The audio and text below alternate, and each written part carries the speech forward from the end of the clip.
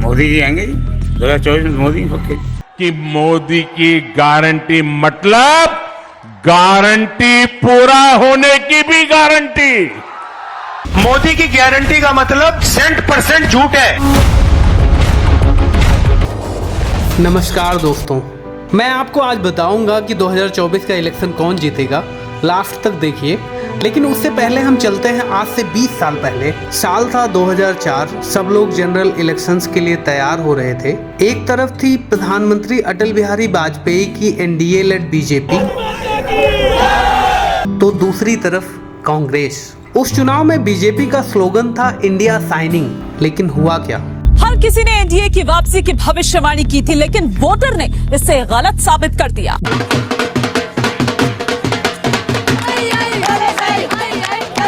दोस्तों, 2004 का general election Congress ने जीत लिया था और प्रधानमंत्री मनमोहन सिंह बने।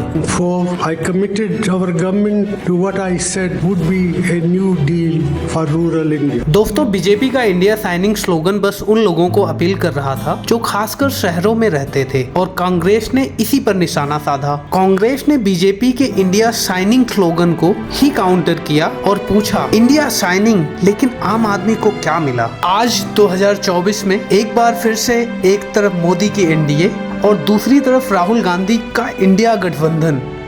एक तरफ मोदी की गारंटी तो दूसरी तरफ लोगों को न्याय। मोदी की गारंटी का मतलब क्या होता है? आज पूरा हिंदुस्तान जानता है, अरे पूरी दुनिया भी मानती है कि मोदी की गारंटी मतलब गारंटी पूरा होने की भी गारंटी। तुम आसमानों की बात करते हो, वो जमीन पर अब भी अन्याय झेल रहे हैं। तुम दौलत वालों के दिलों में हो, वो अब भी कदमों तले कुचले जा रहे हैं। अब बस वो मिट्टी से उठकर आ रहे हैं लेने बराबरी का हक, रोजगार का हक, सम्मान का हक। इस बार न्याय हो के रहेगा, हर कमजोर को हक मिल के रहेगा, न्याय का हक मिलने तक। एक तरफ जहां प्रधानमंत्री मोदी तीसरे टर्म के लिए निश्चिंत हैं और भारत को सपना दिखा रहे हैं, तीसरे टर्म में दुनिया की पहली 3 इकोनॉमीज में एक नाम भारत का होगा। वहीं दूसरी तरफ राहुल गांधी प्रधानमंत्री मोदी के पिछले वादों की पोल खोलते नजर आ रहे हैं। ये 24 घंटा हिंदुस्तान के लोगों से झूठ बोल रहे हैं। देश के किसानों की आय 2 गुना करने का लक्ष्य लेकर के आगे बढ़ना है। चाहे वो एमएसपी की बात हो, कर्जा माफी की बात हो, सही दाम दिलाने की बात हो, किसान ने सरकार पे पूरा का पूरा भरोसा खो दिया। मेरे नौजवानों का क्या होगा, मैं पूछना चाहता हूँ। इन नौजवानों को रोजगार मिलना चाहिए कि नहीं मिलना चाहिए? पूरे देश में नरेंद्र मोदी जी ने बेरोजगारी की बीमारी फैला दी है। विमेन डिग्निटी हमारी प्रायोरिटी होनी चाहिए। The ideology of the BJP and the RSS views women as objects and as second-class citizens. दलित हो, पीड़ित हो, शोषित हो, वंचित हो, ये हम सबका दायित्व है उनकी रक्षा करना। हम इस बात को एक्सेप्ट नहीं करेंगे कि देश के 73% दलित, ओबीसी, आदिवासी को इस देश में कुछ नहीं मिल रहा है। सवाल जाति जनगणना का सिर्फ नहीं है, सवाल ये है कि इस देश में हिस्सेदारी किसको मिल रही है। इस देश में श्रमिकों का किसी एक प्रधानमंत्री पर सबसे ज्यादा हक है तो मुझ पर। लक्ष्य यही है कि मेरे देश के मजदूर का भला हो। पिछड़ों को, दलितों को, आदिवासियों को कॉन्ट्रैक्ट लेबर, उनको मजदूरी, बॉन्डेड लेबर बनाया जा रहा है। लेकिन दोस्तों, वास्तव में देश के लोगों की क्या राय है? गरीब आदमी जो जिसको जिसको काम किए हैं, उनके सपोर्ट वाले उनको काम किए, और जिसकी सपोर्ट कुछ नहीं है उसको क्या किए? कुछ भी नहीं किया। और बच्चा लोग का रोजगार के लिए जैसे कुछ सरकार कुछ हेल्प किया है, कुछ हो रहा है? अभी तो नहीं हुआ है। लेकिन दोस्तों ये समस्याएं तो हमेशा से रही हैं। पिछली बार तो मोदी जी 2014 से भी ज्यादा मेजोरिटी से आए थे, तो उसका क्या रीजन था? बीजेपी की विक्ट्री के पीछे एक बहुत बड़ा हाथ था कि अब नरेंद्र मोदी गरीबों के लिए काम कर रहे थे, और इसलिए नई सरकार देश के गरीबों को समर्पित है। लेकिन इस बार माहौल क्यों अलग है? पूरा हिंदुस्तान जानता है भाई और बहनों, ये नरेंद्र मोदी जी की सरकार नहीं है, ये अंबानी अदानी की सरकार है। नरेंद्र मोदी जी शायद इकोनॉमिक्स पढ़े नहीं है, समझे नहीं है। अर्थव्यवस्था जब चलती है जब गरीबों के जेब में पैसा आता है। पीए के समय हम सरकार का पैसा किसानों को, गरीबों को देते थे। मनरेगा, भोजन का अधिकार, ये हमारे प्रोग्राम्स थे। मनरेगा आपकी विफलताओं का जीता जाता स्मारक है। The Prime Minister actually had not understood the depth of Manrega. He had not understood that Manrega had forever transformed the Indian labor market. अब नरेंद्र मोदी जी ने क्या किया? मनरेगा को खोखला कर दिया। गरीबी हटाओ के नारे दिन रात दिए जाते रहे, इन नारों के बीच गरीबी तो हटी नहीं। यूपीए की सरकार ने 27 करोड़ लोगों को गरीबी से निकाला था और 23 करोड़ लोगों को आपने गरीबी में वापस डाल दिया। ये सच्चा आंकड़ा है।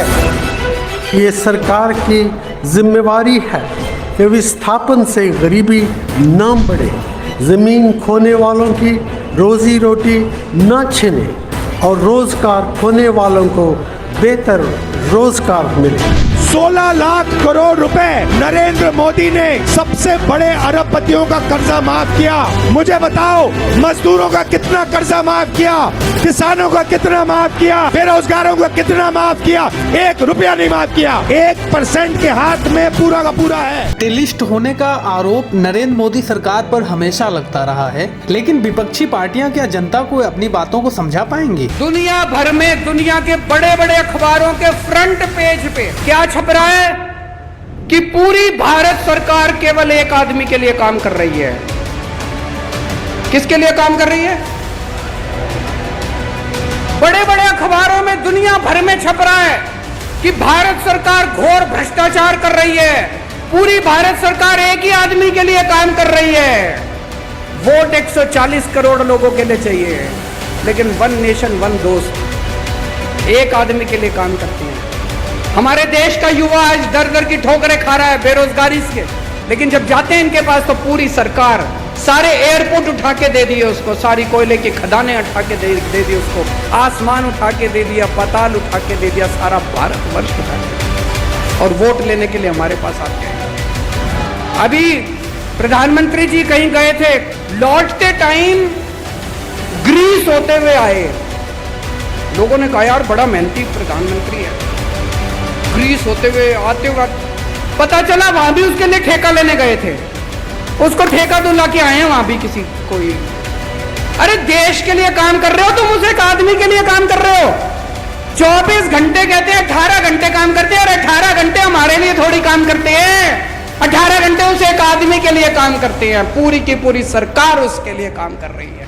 लूट लिया पूरे देश को सरकार ने। दोस्तों, ये नेता लोग अडानी पर इतना आरोप क्यों लगाते हैं? चलिए देखते हैं देश के सभी बैंक्स का इतना पैसा अडानी के पास होने के बावजूद अडानी का इस देश के विकास में क्या कंट्रीब्यूशन रहा है। दोस्तों, अडानी के वेबसाइट के अकॉर्डिंग अडानी ग्रुप में करीब 23,000 लोग नौकरी कर रहे हैं। वहीं दूसरी कंपनी जैसे टाटा में 9 लाख से ज्यादा एम्प्लॉयज, फिर है इन्फोसिस 3 लाख से ज्यादा job, Reliance Industries 2,36,000, Wipro 2,31,000, mining company Coal India Limited 2,72,000 job, Indian Railways 12.5 lakh job, और अमूल जैसी कंपनी जो देश के लोगों को लाइवलीहुड प्रोवाइड करती है, जिससे 36 लाख फार्मर को फायदा हो रहा है। और ओवरऑल किसानों की बात करें तो हमारे देश में 15 करोड़ लोग किसान हैं। अब हम सरकार को दिए जाने वाले टैक्स की बात करें तो उसमें टॉपर है रिलायंस इंडस्ट्रीज, फिर SBI, फिर TCS, HDFC bank, Vedanta, JSW steel, Indian oil, Tata steel. दोस्तों, टैक्स प्रॉफिट पर लगता है, लेकिन अडानी के कंपनीज में जितना प्रॉफिट दिखता है उसका 10 गुना केवल रिलायंस इंडस्ट्रीज देश को टैक्स पे कर रही है। ग्रेजुएट युवा सड़क पर ठेला लगाकर पकौड़े तलने पर मजबूर हो रहे हैं। आपको जानकर हैरानी होगी कि आज मोदी जी की छत्र छाया में भारत में 25 वर्ष से कम आयु के 42.3% ग्रेजुएट्स बेरोजगार घूम रहे हैं। समय पर ग्रेजुएट होने और सक्षम होने के बाद भी मोदी सरकार ने उन्हें नौकरी नहीं दी। इतना ही नहीं, 25 वर्ष से कम आयु के 12वीं पास कर चुके 21.4% युवा बेरोजगार पड़े हैं। वहीं 25 वर्ष से कम उम्र वाले 10वीं पास कर चुके 18.1% युवा रोजगार की तलाश में दर दर भटक रहे हैं, क्योंकि मोदी जी हर साल 2 करोड़ नौकरियों के नाम पर युवाओं के साथ बहुत ही भद्दा मजाक कर रही है। जनता का हक मारकर खाना तो मोदी जी की पुरानी आदत है। युवाओं को नौकरी न देकर मोदी जी ने उनके हक के साथ खिलवाड़ किया है। आज देश में 30 लाख सरकारी पद खाली हैं, लेकिन मोदी सरकार ने उन पदों को छुपाकर, रिक्त रखकर युवाओं की आंखों में धूल झोंकने का काम किया है। मोदी जी देश के लिए ऐसा अमृतकाल लेकर आए हैं कि आज देश बेरोजगारी की लिस्ट में 5वें नंबर पर पहुंच चुका है। देश की विपक्षी पार्टियां देश के संस्थानों को बेच दिए जाने का भी विरोध जोरदार कर रही हैं। रेल बेच रहे हो, सेल बेच रहे हो, खेल बेच रहे हो, कोल बेच रहे हो, LIC बेच रहे हो, बैंक बेच रहे हो, एयरपोर्ट बेच रहे हो, पोर्ट बेच रहे हो, FCI बेच रहे हो, बिजली बेच रहे हो, पानी बेच रहे हो, सड़क बेच रहे हो, BPCL बेच रहे हो, पूरा हिंदुस्तान बेच रहे हो। जो डलहौजी ना कर सका वो ये हुक्काम कर देंगे, और कमीशन दे दो तो हिंदुस्तान को नीलाम कर देंगे। इस देश की संपत्तियां किसी की निजी संपत्ति नहीं है। इस देश की संपत्तियां हिंदुस्तान के 130 करोड़ लोगों की संपत्तियां हैं मान्यवर। ये रेल, ये सेल, ये BPCL, ये LIC, ये बैंक, ये एयरपोर्ट, ये किसी की निजी संपत्ति नहीं है, बल्कि हिंदुस्तान के 130 करोड़ लोगों ने अपने श्रम से, अपने परिश्रम से इन कंपनियों को, इन संपत्तियों को बनाने का काम किया है। वो लोग सपूत कहलाते हैं जो संपत्तियों को बढ़ाते हैं, वो लोग कपूत कहलाते हैं जो संपत्तियों को बेचने का काम करते हैं। शायद इसी वजह से संजय सिंह जेल में हैं। जिस दिन भारतीय जनता पार्टी को मौका मिलेगा, एक एक पाई हिंदुस्तान की वापस लाई जाएगी और हिंदुस्तान के गरीबों के लिए काम लाई जाएगी। दोस्तों, काला धन लाने की बात छोड़ दो। विजय माल्या, ललित मोदी, नीरव मोदी, मेहुल चौकसी, ये सब देश के बैंकों के पैसे लेकर विदेश भाग गए। हमारा सपना है 2022 जब भारत की आजादी के 75 साल होंगे, हमारे देश के किसान की आय डबल होनी चाहिए, 2 गुना होनी चाहिए, और उसके लिए हम काम कर रहे हैं। देश के छोटे किसान के पास बैंकों को गारंटी देने के लिए कुछ नहीं था। मोदी ने उन्हें PM किसान सम्मान निधि की गारंटी दी। मेरी सोच है कि किसान देश की रीढ़ की हड्डी है। किसान भोजन देता है और किसान के बिना ये देश चल नहीं सकता। बीजेपी इमोशनलेस है, उनमें भावनाएं नहीं है। जैसे कांग्रेसी राहुल जी में तो मेरे को लगता है करुणा है, प्यार है लोगों के प्रति। तो दोनों में बेसिक डिफरेंस ये है कि कांग्रेस गरीबों के साथ है और वो उद्योगपतियों के साथ है। कांग्रेस किसानों के साथ है, वो उद्योगपतियों के साथ है। कांग्रेस युवाओं के साथ है, वो व्यापारियों के साथ है। आज हमारे राम आ गए हैं।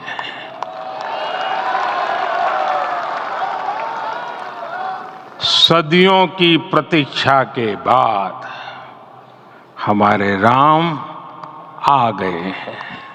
महंगाई, मेरी हिम्मत नहीं पड़ रही है तो गुजारा नहीं हो पाता, और गुजारा करने के लिए तो कुछ भी मिले, सब यानी सारी चीज़ें ही कुल मिला के महंगी हैं। जो भी चीज़ लेने जाओ वही महंगी है। अब हम यानी इतनी हमारे पास गुंजाइश नहीं है। तो आपका ठेला ऐसे खाली जाएगा वापस? कुछ और तो भरोगे टमाटर के अलावा? इतना पैसा नहीं है।